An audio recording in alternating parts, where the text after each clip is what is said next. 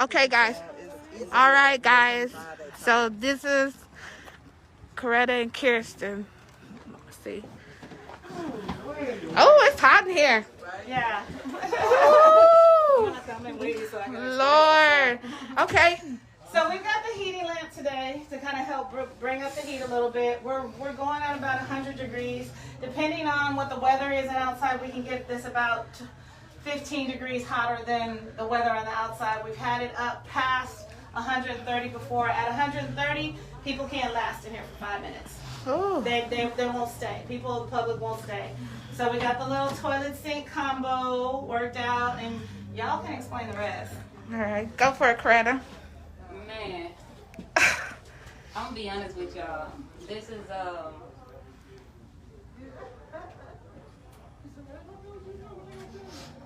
y'all.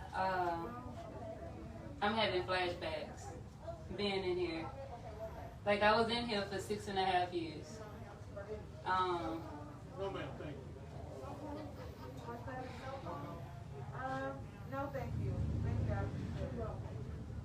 I don't think any of y'all, like very few, who have never been to prison to be able to handle something like this. It's literally 100 degrees and it's hot, and I'm having flashbacks. This toilet right here, like this is legit symbolic to the kind of toilet that we had to, that you have to use when you're in cell block. And this is about how close you have to sit by somebody while you're using it. And this is how close you have to sit with your cellmate. So y'all see how small it is. Usually it's like a bunk here and it's a bunk right here, and either she or I will be at the top bunk, and if I have to use the bathroom, she's just gonna have to watch me use the restroom. If she have to use the restroom, she's gonna have to watch me. I'm gonna have to watch her use the restroom. That's regardless if we on our cycles and we have to take a number 2, whatever it is. We here in this little small cell block together. Some units have dorms, right? I was on a unit with dormitories as well, where we was like 125 women into one dorm. It's hot, just like it's hot in here right now, right? And you're sweating, it's still inhumane treatment at the end of the day. I don't wish this on my worst enemy, right? I would never wish something like this on my worst enemy, and this is not rehab, and this is not accountability, and this does absolutely nothing for the majority of people and for our society as a whole. It does nothing for our economic society at all. When you commit a crime, and yes, you should be held accountable if you're guilty of committing that crime, but there should be avenues of rehabilitation, avenues of being able to bring in real change for yourself, avenues for education. There should be alternative to prison programs, because this is not the way to hold people accountable.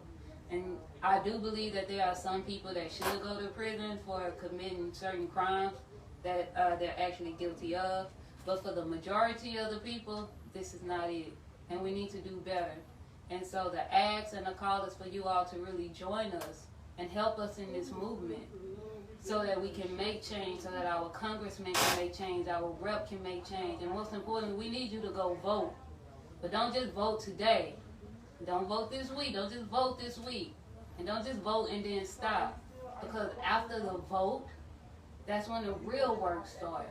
That's when we got to organize. We still got to knock on doors. We still got to phone bank and make calls. Because you know why? Because we got to be calling them and getting all the support so we can hit this Texas legislative session. That's right. That's coming up.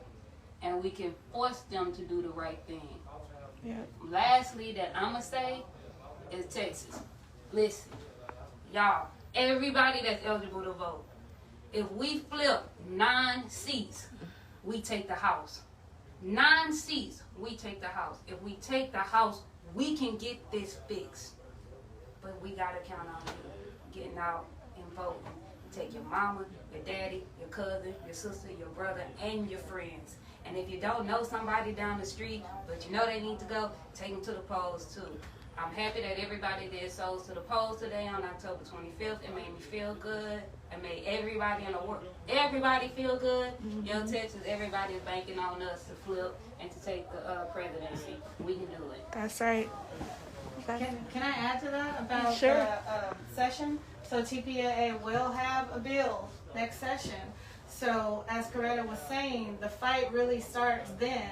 We're going to need people to stand up and help support this bill so that it can get back passed. We will have one in the House and we will have one in the Senate.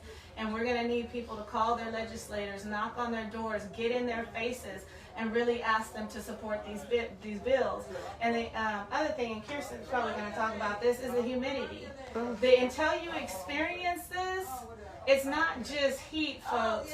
We're sweating because of the humidity that's in here as well, which is just unbearable. Ooh. You know, beyond the thoughts of where I was and what I went through while I was incarcerated, my heart breaks for those that are still there. For those who are stuck inside of these places day in and day out, who have done everything that they can do. They've completed every rehabilitation program that's offered by TDC. They've taken every class they can take. They've done the vocational training, and they're sitting around twiddling their thumbs at a place like this for the next 10 years because parole won't look at them. So beyond the air conditioning, beyond the installation of Pell Grants, we need these earned time credits to be fixed for people so that they can get credit for what they're contributing to better themselves while they're in there. That's right. They become hopeless. And since COVID has come in and there's no contact with the families, we're going to have an uptick in suicides come this holiday season. Right. Because people are not contacting their kids, their moms, their daughters, their brothers, their sisters, their wives, and their husbands. If we can get in contact with people who are being released, that's where we need to grab a hold and grab some people. So if you know someone who's just gotten out, put them in contact with us. If they can't vote, their family members can vote.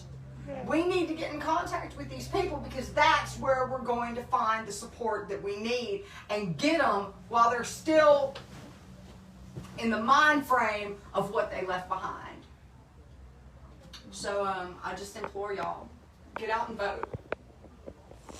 Thank you, Kirsten. All right, everybody. Y'all see I'm in here sweating up a storm. But I thought it was super important that we have the ladies come in here and just elaborate on what the experience is like. This isn't the first time that we've had the mock sale at an event, but this is the first time that we've been able to have, to actually live stream someone who is formerly incarcerated speaking about their experience. And as you can see the trauma. I mean, I'm just moved, and I've heard these ladies' stories, but it's a different type of experience to be in this space with them, and it just takes me to a place. I'm getting a little bit emotional because I'm thinking about my brother, you know, who's got a life sentence, and he's got to do 30 years in this environment before he's eligible for parole. So that's why I do what I do, right? And that's why I'm always on Facebook, and I'm always traveling, and I'm always at the Capitol, and I'm always on the phone, and I'm always emailing, because that's what it takes. And we are just having a true call to action